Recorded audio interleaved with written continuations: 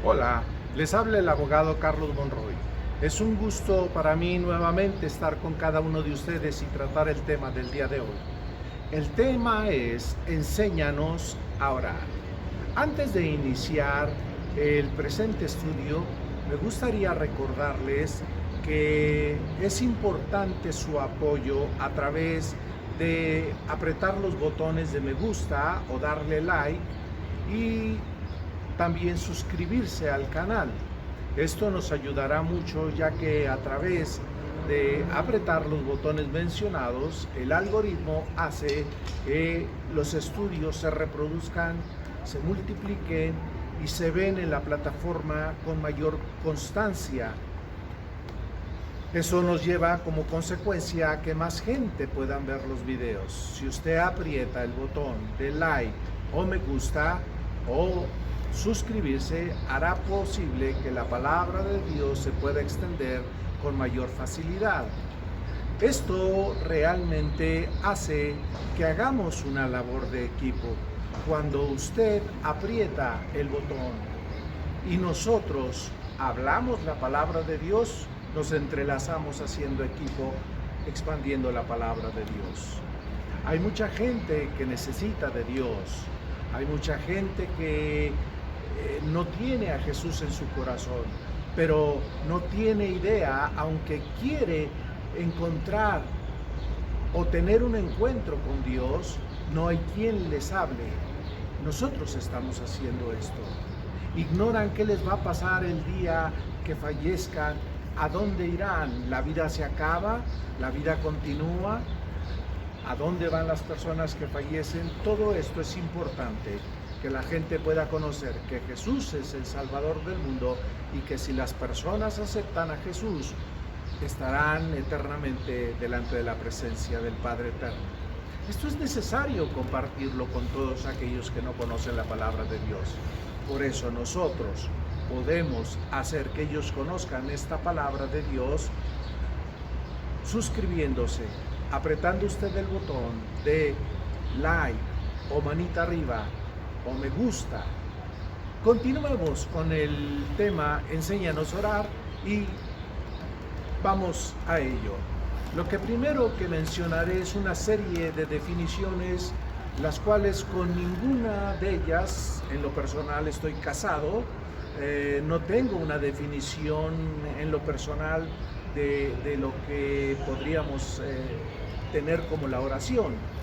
Pero es importante porque nos va a dar una idea de qué cosas pueden ser, qué cosas son las que se involucran cuando se define la oración, porque nos va a dar elementos para entender mejor el concepto de la oración.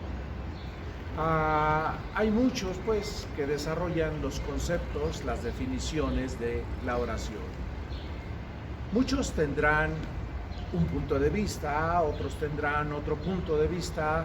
Sin embargo, cuando la idea en general puede establecerse como una comunicación con Dios, con un trato directo con Dios, una comunicación, una plática entre Dios y el hombre, en donde se refiere a presentarse a la misma presencia de Dios y abrir su corazón y platicar con Dios y presentarle sus peticiones y tener respuestas de Dios a sus peticiones, que muchas veces al orar se presentan estas delante de Dios.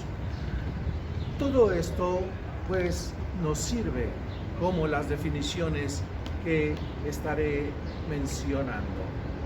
Bien, entonces podemos considerar que la oración es platicar con Dios, es tener un momento íntimo con Dios en donde el corazón del hombre puede abrirse hacia Dios y expresarle lo que en su corazón hay a través de adorarle, de pedirle, de estar escuchando su voz y intercediendo, qué sé yo.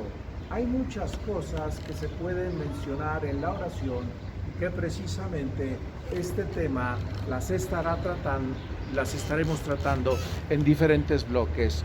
Hoy el tema es Enséñanos a orar, primera parte. Vayamos a las definiciones. La oración es nuestra respuesta a Dios que nos habla, o mejor aún, se revela Él mismo a nosotros. Por lo tanto, la oración no es simplemente un intercambio de palabras, sino que involucra al ser de toda la persona con Dios. Esa es una de las definiciones. Otra, el Padre, a través de su Hijo Jesucristo y el Espíritu Santo, cuando oramos, nos da respuestas a nuestras peticiones cuando estamos delante de Él. Esa es otra definición. Una tercera definición es que se expresa que es un diálogo entre Dios y el hombre. Es una comunicación que incluye la presentación de nuestros deseos a Dios, poniéndolos en su misma presencia, poniéndoles a Jesús como intermediario, y que el Espíritu Santo nos da respuesta a peticiones, a necesidades, a súplicas. Otra definición, que es un medio para la comunicación entre Dios y el hombre y que le permite darle Dios dirección al hombre y el hombre recibir dirección de Dios cuando se ora. Bien. De lo que se puede apreciar en términos de similitud en lo que hemos estado hablando, que es un diálogo, que se ora a Dios, que es un involucramiento entre Dios y el ser humano, es la manifestación de deseos humanos para con Dios, es una necesidad de presentar peticiones, etcétera, etcétera, etcétera. Ahora, hay formas de practicar la oración. Hagamos un poco de historia de cómo es que la oración a través del Antiguo Testamento y el Nuevo Testamento menciona que se ha desarrollado los tiempos de oración que han tenido el ser humano y las personas. Bien, hagamos un poco de antecedentes de la forma de practicar la oración. Los judíos acostumbraban orar 3 veces al día. Así encontramos un personaje en la Biblia que era Daniel, el cual pertenecía a los hijos de Judá, quien vivió en la época del rey Darío, en tierras babilónicas, como resultado de haber sido tomado Jerusalén a manos del rey Nabucodonosor. Daniel oraba 3 veces al día. Así lo expresa el libro de Daniel, capítulo 6, versículo 10. En la segunda parte del texto dice: entró en su casa y abiertas las ventanas de su cámara que daban a Jerusalén, se arrodillaba 3 veces al día y oraba y daba gracias delante de su Dios como lo solía hacer antes. Del pasaje mencionado inmediatamente podemos sacar ciertas referencias en cuanto al tema que estamos tratando, que es la oración. Cuando hablamos de Daniel, sin entrar en profundidad, podemos sacar algunos puntos de este texto. Daniel oraba 3 veces al día. Segunda referencia que podemos mencionar de lo leído, de lo mencionado, que oraba en dirección hacia Jerusalén. Tercera referencia, que se arrodillaba. Cuarta referencia, oraba y daba gracias a Dios.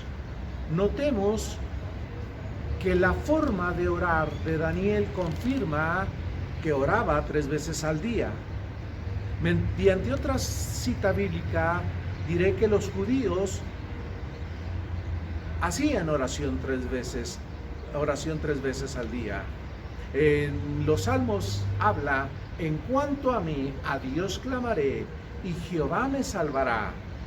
Y tarde y mañana y a mediodía oraré y clamaré y Él oirá mi voz.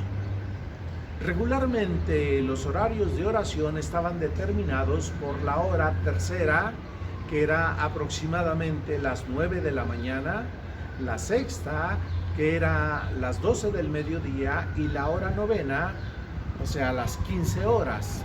Así puedo mencionar lo que dice Hechos 2:15, porque estos no están ebrios como vosotros suponéis, puesto que es la hora tercera del día. Para entrar en contexto de este versículo, es importante mencionar cuando son repartidas las lenguas a los que estaban congregados en el aposento alto, y el Espíritu Santo les hace que empiecen a hablar lenguas diferentes. Cuando estos empiezan a hablar en diferentes lenguas, entonces se hace una aclaración de que la gente que está hablando en otras lenguas no están ebrios. Es la hora tercera del día, no pueden estar ebrios, hacen esa aclaración. Las 9 de la mañana era en el tiempo que estaban orando. En Hechos 10:9, al día siguiente, cuando iban a través del camino e iban a la ciudad, Pedro subió a la azotea para orar cerca de la hora sexta. Entenderemos que subió a orar a las 12 del mediodía. Tenemos en Hechos 3:1 que Pedro y Juan subían juntos al templo a la hora novena, la de la oración. Confirma que eran las 15 horas o las 3 de la tarde. Los judíos tenían por costumbre mirar hacia Jerusalén cuando oraban. Así lo menciona el segundo libro de Crónicas, capítulo 6, 34. Si tu pueblo saliera a la guerra contra sus enemigos por el camino que tú les enviares y oraren a ti hacia esta ciudad que tú elegiste, hacia la casa que he edificado a tu nombre. Obviamente está hablando de orar en dirección hacia Jerusalén. Está haciendo esa referencia. La oración era ejecutada no solo en el templo, sino se podía orar en cualquier lugar. Un ejemplo de esto, Lucas 1:8-10. Aconteció que ejerciendo Zacarías el sacerdocio delante de Dios, de acuerdo al orden del sacerdocio, conforme a la costumbre del sacerdocio, le tocó en suerte ofrecer el incienso, entrando en el santuario del Señor. Versículo 10. Y toda la multitud del pueblo estaba fuera orando a la hora del incienso.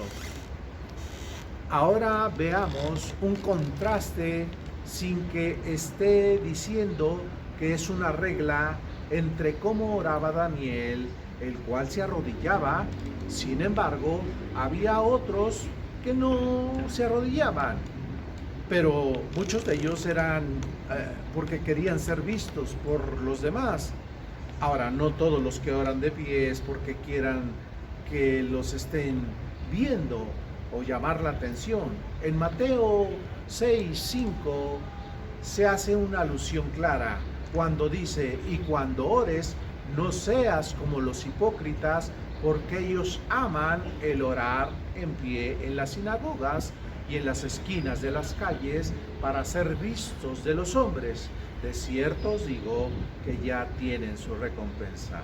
Estos hombres lo hacían de pie para ser visto por todos. Pero repito, no quiero decir que es una regla que todos los que oran de pie están siendo hipócritas. Hay ocasiones en que tendremos que orar de pie y no arrodillarnos como lo hacía Daniel, porque las circunstancias del momento, el lugar en que podamos encontrarnos, a veces no nos puede permitir estar orando de rodillas. Quiero imaginarme cuando hay una situación en la cual tendremos que clamar de repente a Dios, en donde no hay posibilidad de hincarse o de arrodillarse. Y es ahí cuando simple y sencillamente de nuestra boca sale clamar a Dios, estemos en la posición en que podamos encontrarnos, sin que sea necesario arrodillarnos. Cuando algunos oraban en casa, se acostumbraba a subir a la parte de arriba, la azotea, en donde regularmente había una habitación, la cual se denominaba aposento alto. Ahora puede entender por qué en muchas iglesias tienen el nombre el aposento alto. Bueno, veamos lo que dice Mateo 6:6. Mas tú, cuando ores, entra en tu aposento y cerrada la puerta, ora. En el libro de Hechos 10:9 dice: al día siguiente, mientras ellos iban por el camino y se acercaban a la ciudad, Pedro subió a la azotea para orar cerca de la hora sexta.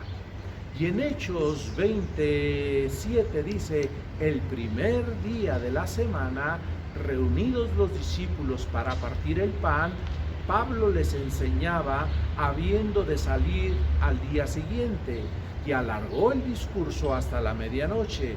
Versículo 8. Y había muchas lámparas en el aposento alto donde estaban reunidos. La forma que regularmente se utilizaba para orar era una posición inclinando el cuerpo, esto es, arrodillados.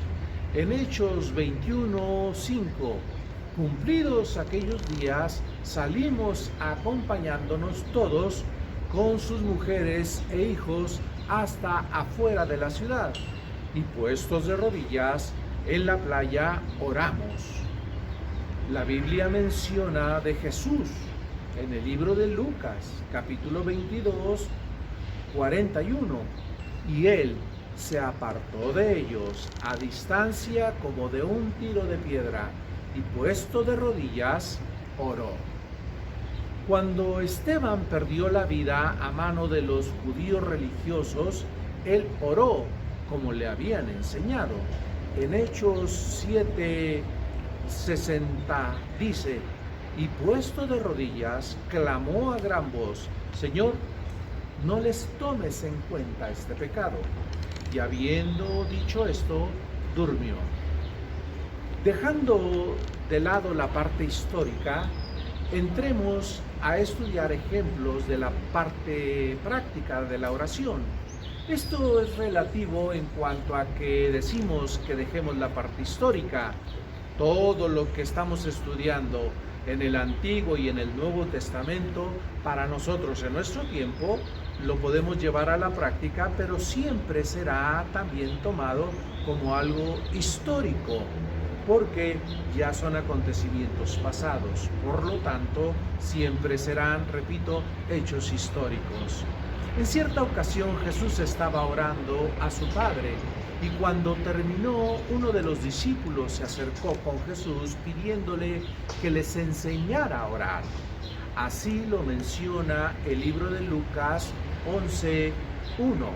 Aconteció que estaba Jesús orando en un lugar, y cuando terminó, uno de sus discípulos le dijo: Señor, enséñanos a orar, como también Juan enseñó a sus discípulos. La Biblia menciona más adelante que la petición del discípulo fue contestada, pero me gustaría expresar que, si bien es cierto, la petición del discípulo fue expuesta a Jesús, dentro de las cosas que Jesús, el Maestro Jesucristo, tenía como pendientes de enseñarles, era la oración. Este pendiente era parte de lo que Jesús acostumbraba entre muchas cosas de sus enseñanzas, pero la oración era algo que tenía presente enseñable. Vemos cómo Jesús con sus hechos ya había logrado que al verle orar despertara en sus discípulos el deseo de hacerlo también, por lo que no repara en dar por iniciada una enseñanza clara y precisa de lo que consistía el ejercicio de la oración. Debo decir que el orar no es cubrir ciertos formalismos o ciertos ritos. Esto debe ser un ejercicio espiritual que debe desarrollarse en todo momento, en todo lugar, y una práctica constante para todo aquel que desee tener una larga vida espiritual. Dicho en otras palabras, el orar debe ser tan necesario como el aire que respiramos, la comida que ingerimos, el sueño reparador, el beber agua para no morir de sed, el mover los músculos del cuerpo para que no se atrofien, el alimentar el cuerpo para estar fortalecidos, el comunicarnos con nuestros semejantes para vivir dentro de una sociedad. En otras palabras, quien ora siempre caminará en y al lado de Jesús. Cuando Jesús oraba, les estaba demostrando con hechos que aún él, siendo el Hijo de Dios, tenía la necesidad de estar comunicado con su Padre.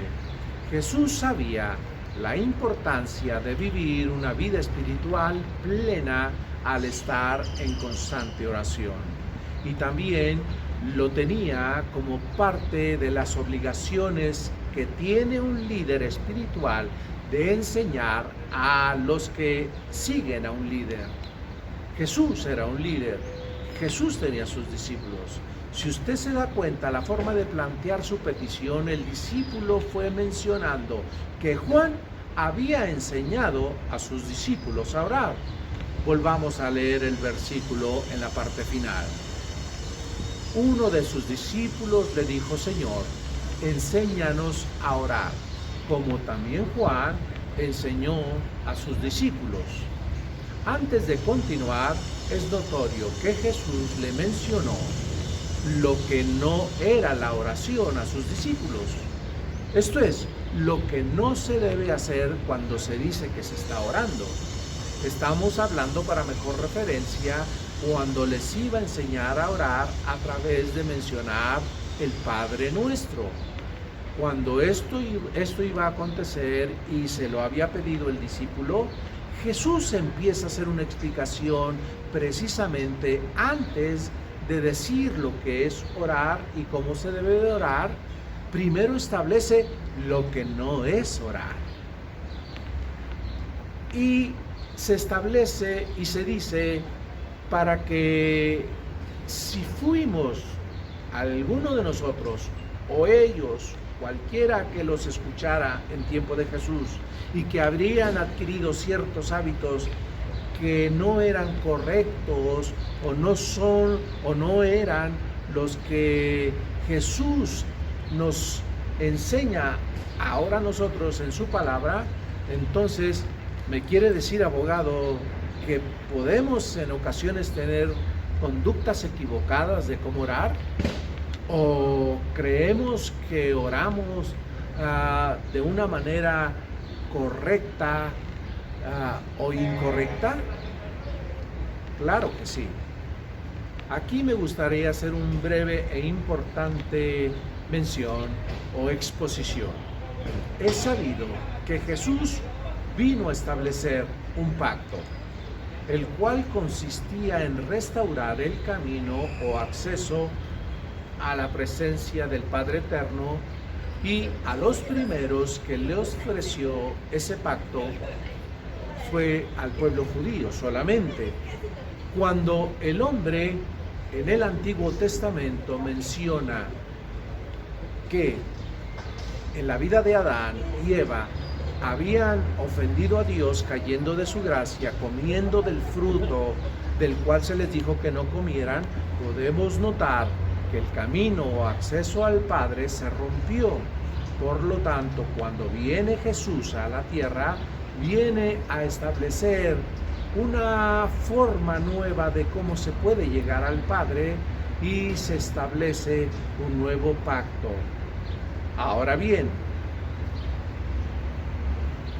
el nuevo pacto, el cual consistía en restaurar ese camino o acceso a la presencia del Padre Eterno, a los primeros que les ofreció este nuevo pacto era a los judíos solamente.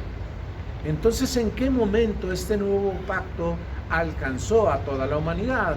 Si nada más decimos que en un principio Jesús vino a su pueblo, a los judíos.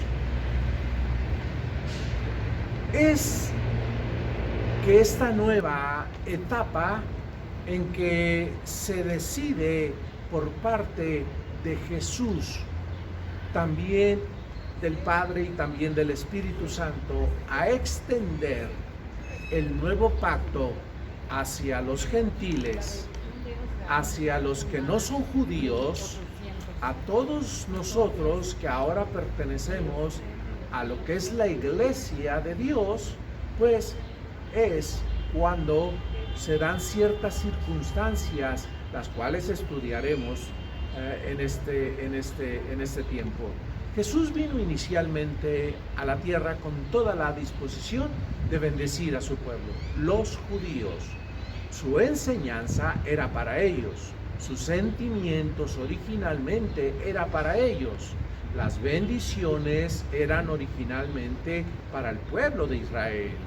El enseñarles a orar era para su pueblo Israel. Y esto lo puedo sustentar con el pasaje bíblico en donde una mujer cananea viene a Jesús.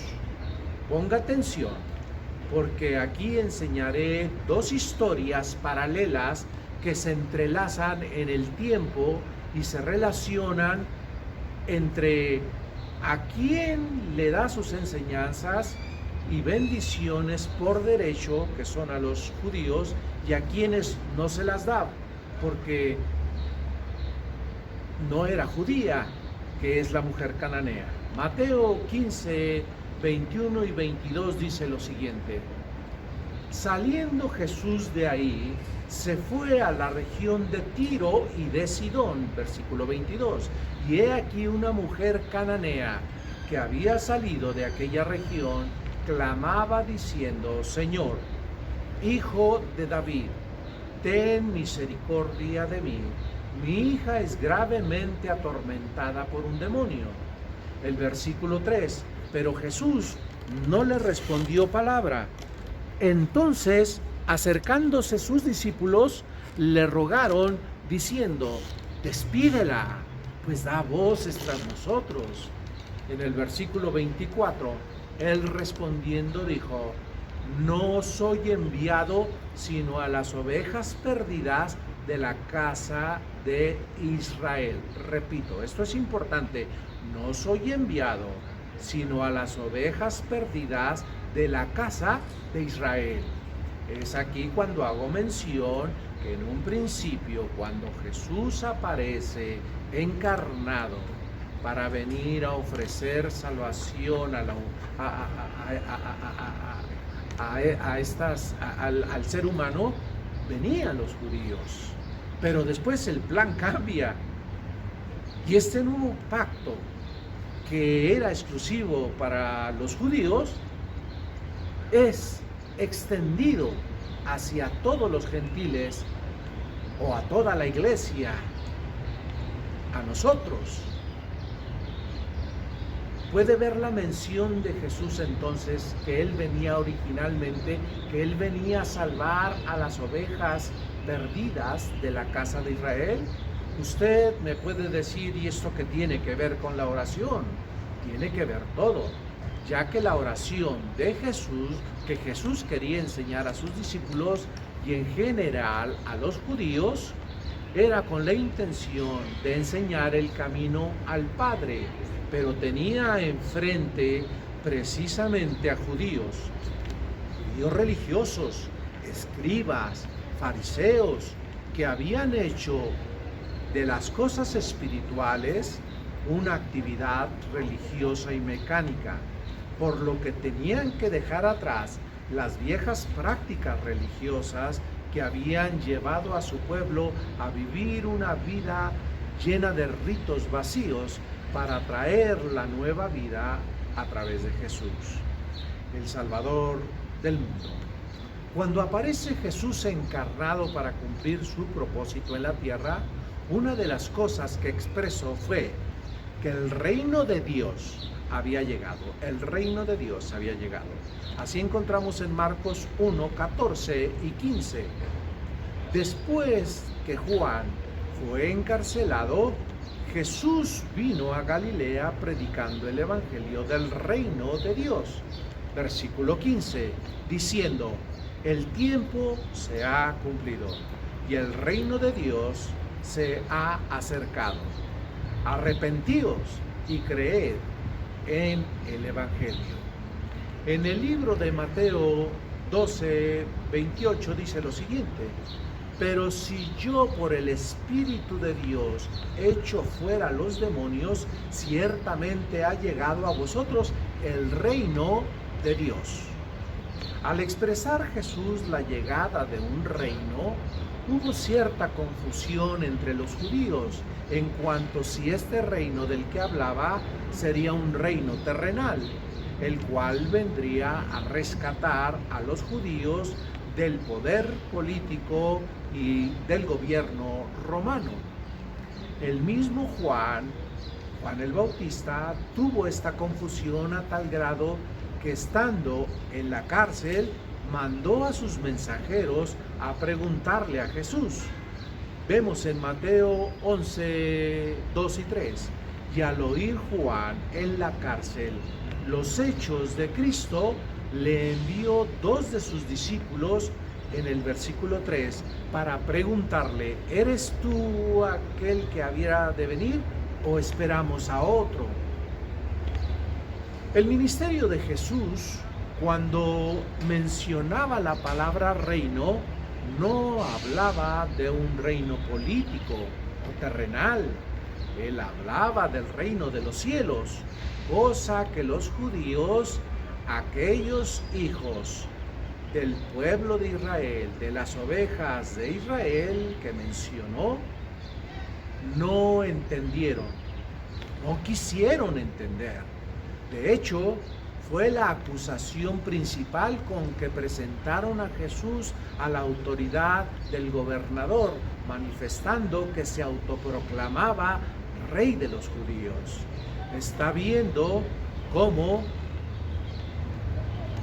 aquellos judíos a los cuales Jesús amaba y por los cuales vino a ofrecer el nuevo pacto, estaban también rechazando a Jesús en cada cosa que enseñaba, que expresaba, que accionaba y que quería transmitírsela a los judíos. Pareciera que ponían pretextos para no aceptar a Jesús como el Salvador del pueblo de Israel.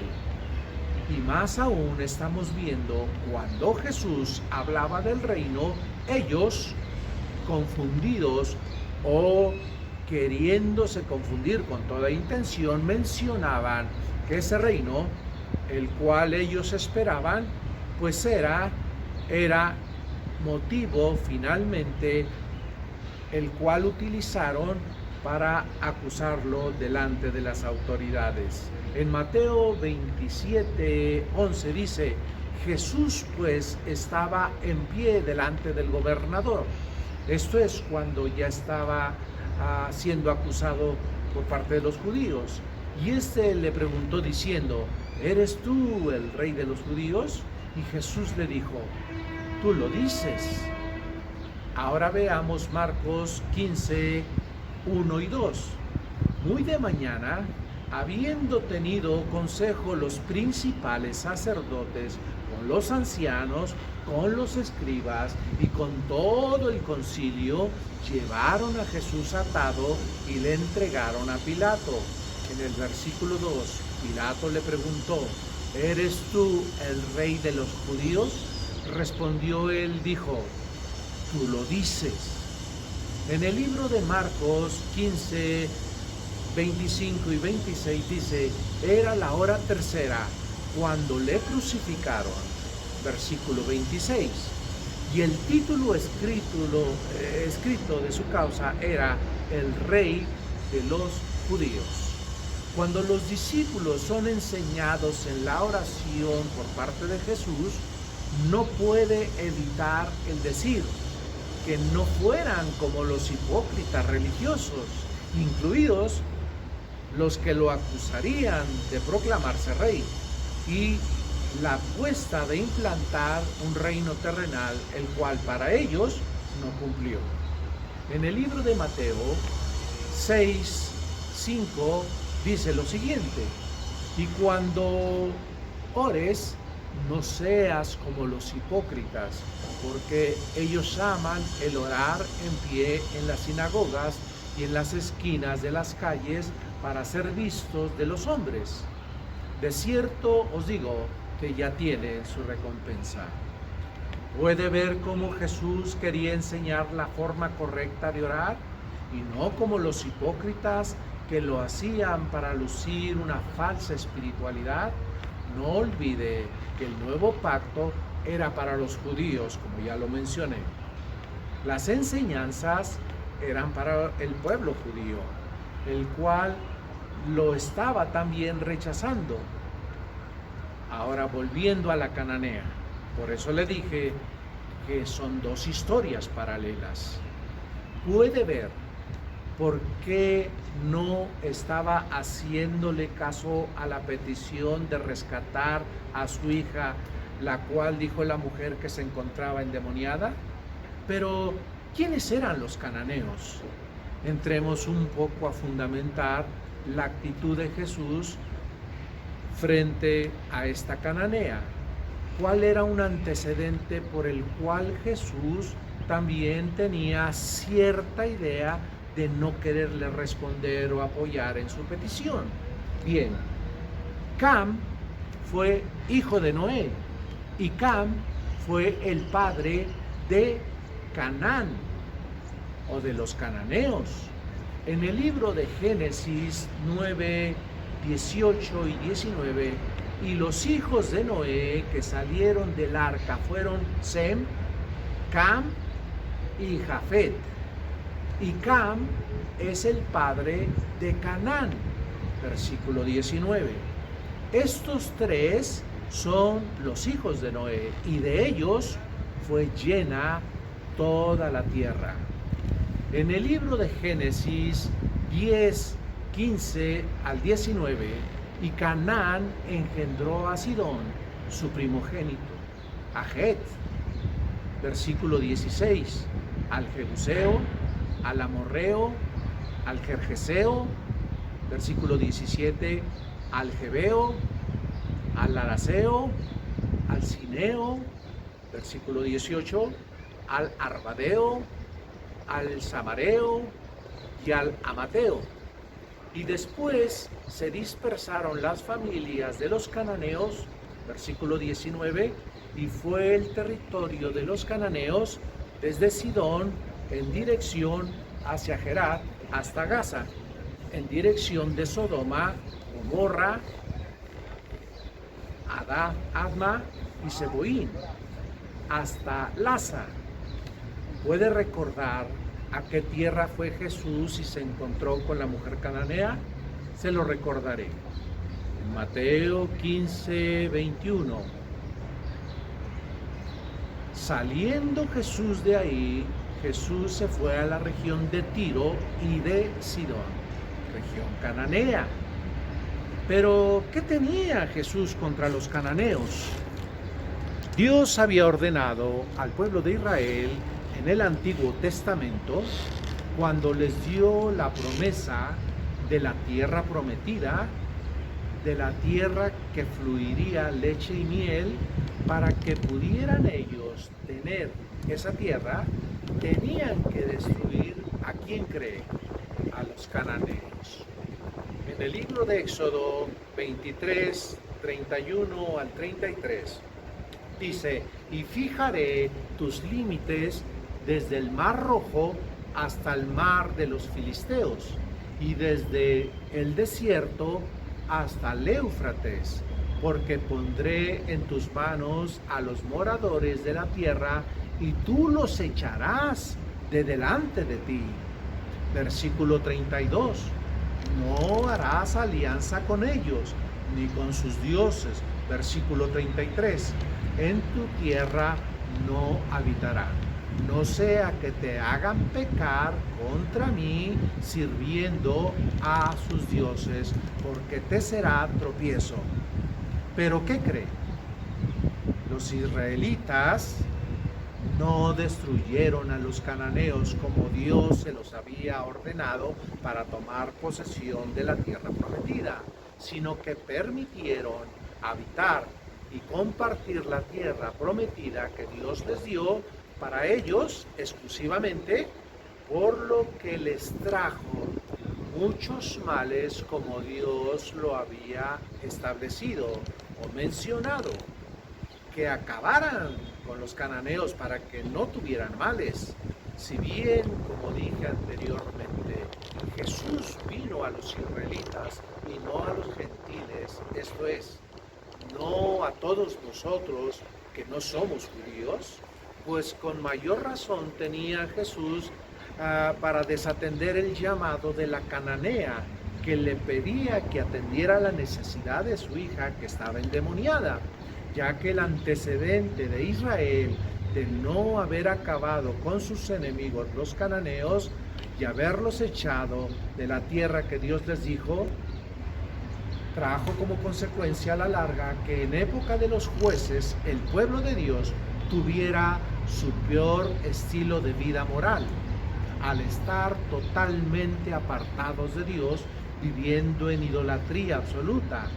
Y esto fue uno de los grandes desastres que sufrió el pueblo de Israel, o para ser más exactos, el pueblo de Judá, al no haber exterminado a los cananeos que habitaban la tierra prometida que Dios les había dicho que tomaran de ellos. Esta acción de no haber destruido a los cananeos hizo que posteriormente, en la época que leemos en la Biblia, en la época de jueces, moralmente cayera en rebeldía en contra de Dios, porque se influenció de los pueblos paganos, entre ellos los cananeos. En el libro de Jueces 1:27 dice: tampoco Manasés arrojó a los de Betseá, ni a los de sus aldeas, ni a los de Taná y sus aldeas, ni a los de Dor y sus aldeas, ni a los habitantes de Ileán y sus aldeas, ni a los que habitaban en Megiddo y en sus aldeas, y el cananeo persistía en habitar en aquella tierra. Tanto así que Jesús trata a la mujer con una actitud de decirle que no era correcto, fíjese bien, dar el pan de los hijos. ¿A qué hijos se refería? A los hijos de Israel. Estaba diciendo que no era correcto dar el pan de los hijos a los perrillos. Repito, ¿a qué hijos se refería? A los judíos. Déjeme expresarlo como lo dijo. Mateo 15:24 al 28 dice: él respondiendo dijo: no soy enviado sino a las ovejas perdidas de la casa de Israel. Versículo 25. Entonces ella vino y se postró ante él diciendo: Señor, socórreme. Versículo 26. Respondiendo él dijo: no está bien tomar el pan de los hijos y echarlo a los perrillos. Versículo 27. Y ella dijo: sí, Señor, pero aún los perrillos comen de las migajas que caen de la mesa de sus amos. Versículo 28. Entonces respondiendo Jesús dijo: oh mujer, grande es tu fe, hágase contigo como quieres. Y su hija fue sanada desde aquella hora. En este pasaje de la cananea empezamos a notar una variante en Jesús. de a quién ofrecería sus bendiciones y enseñanzas. ¿Sería a los judíos que las estaban rechazando o se volvería hacia la humanidad entera, quien estaba ávida de encontrar un camino de salvación? Aquí cabe una expresión dicha con todo respeto que seguramente pudo haber pasado por la mente de Jesús con relación a los judíos, los cuales estaban rechazando a Jesús como su Salvador. Con todo respeto diré lo siguiente: él pensó o pudo haber pensado, ¿toman judíos las bendiciones y enseñanzas o se las echo a los perros? ¿Por qué digo esto? No se asuste.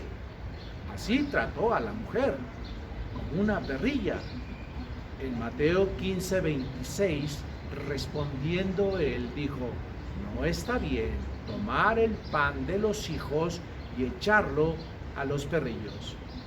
¿Se fija por qué estoy diciendo que Jesús trató a la mujer con esa calidad despectiva?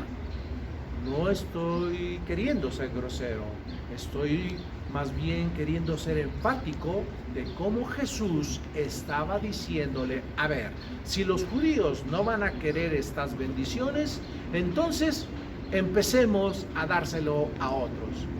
Y a la mujer la trata como una de las que la obtendrían.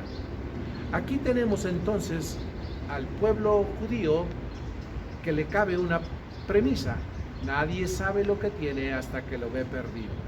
Hay un versículo en Marcos 15:39. Dice, y el centurión que estaba frente a él, viendo que después de clamar había expirado, así dijo, verdaderamente este hombre era hijo de Dios. Por eso le digo, la expresión de nadie sabe lo que pierde hasta que lo ve perdido se plasmaba en estas palabras. Este estudio lo vamos a dejar hasta aquí. Con el siguiente capítulo seguiremos explicando esto del tema de la oración. No se pierda la enseñanza. Enséñanos a orar. La segunda parte. Vamos a dejarlo hasta aquí y vamos a considerar entrar en el tema de cómo Jesús los enseñó a los discípulos y por consiguiente a nosotros de cómo se debe de orar. Bendiciones que eran para los judíos exclusivamente fueron alcanzadas para nosotros. Bendiciones.